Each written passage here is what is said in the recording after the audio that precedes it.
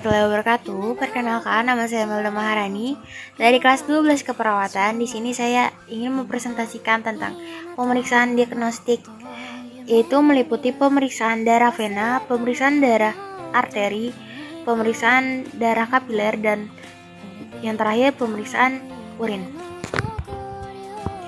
Saya di sini akan menjelaskan tentang darah vena, yaitu pembuluh yang membawa darah menuju jantung. Darahnya banyak mengandung karbon dioksida dan umumnya letak dekat permukaan tubuh dan tampak kebiru-biruan. Tujuan pemeriksaan darah vena yang pertama, diagnostik penyakit, contohnya diabetes, kanker, anemia, gangguan hati, dan jantung. Yang kedua, terapi ada flebotomi, terapeutik, obat intravena, transfusi atau donor darah. Yang ketiga, pemantauan status kesehatan.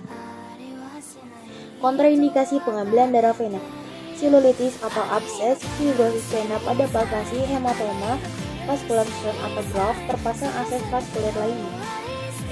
Cara pengambilan darah vena: yang pertama, petugas medis akan membalut lengan dengan tourniquet dengan tujuan untuk memperlambat aliran darah dan menjadikan pembuluh vena lebih menonjol. Yang kedua, petugas medis mengidentifikasi letak pembuluh vena lalu membersihkan area tersebut dengan alkohol. Dan yang ketiga, petugas medis akan mengambil darah menggunakan jarum. Dan yang terakhir, bekas tusuk ditutup menggunakan plester. Dan berikutnya saya akan menjelaskan tentang darah arteri, yaitu pembuluh darah berotot yang memompa darah dari jantung ke seluruh tubuh. Fungsi ini bertolak belakang dengan fungsi pembuluh balik yang membawa darah menuju jantung. Sistem sirkulasinya sangat penting dalam mempertahankan hidup. Di sini ada tujuan pemeriksaan darah arteri: untuk analisa gas darah atau AGD atau arterial blood gas atau ABG, yang merupakan tes darah yang diambil melalui pembuluh darah arteri untuk mengukur kadar oksigen, karbon dioksida, dan tingkat asam basa di dalam darah.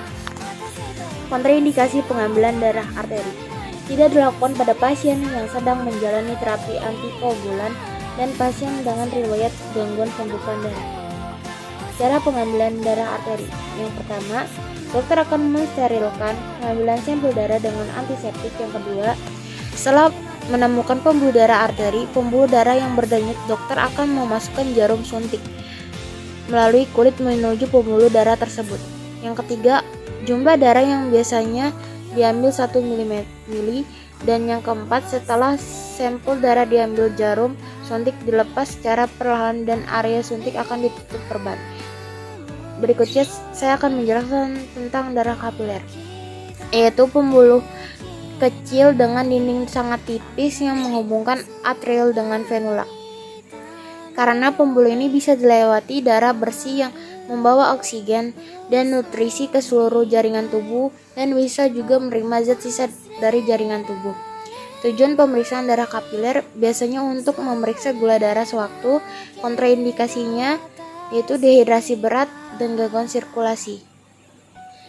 Di sini ada prosedur pengambilan darah kapiler, yaitu yang pertama ada pengambilan darah kapiler dikenal sebagai skin puncture, yang berarti proses pengambilan darah dengan tusukan kulit. Yang kedua, tempat yang digunakan untuk pengambilan darah kapiler yaitu di ujung jari tangan atau anak daun telinga. Di sini terakhir ada penjelasan tentang urin.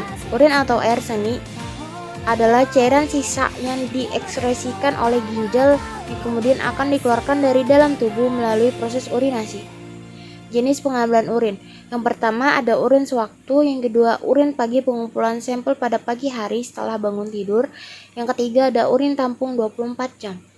Cara pengambilan sampelnya: buang sedikit urin yang pertama kali keluar, lalu segera tampung aliran urin berikutnya ke wadah penampung. Tampung urin kurang lebih sebanyak 30-60 ml ke wadah penampungan yang disediakan dokter. Buang sisa aliran urin ke toilet jika sampel sudah mencukupi. Sekian dari presentasi saya, kurang lebihnya mohon maaf.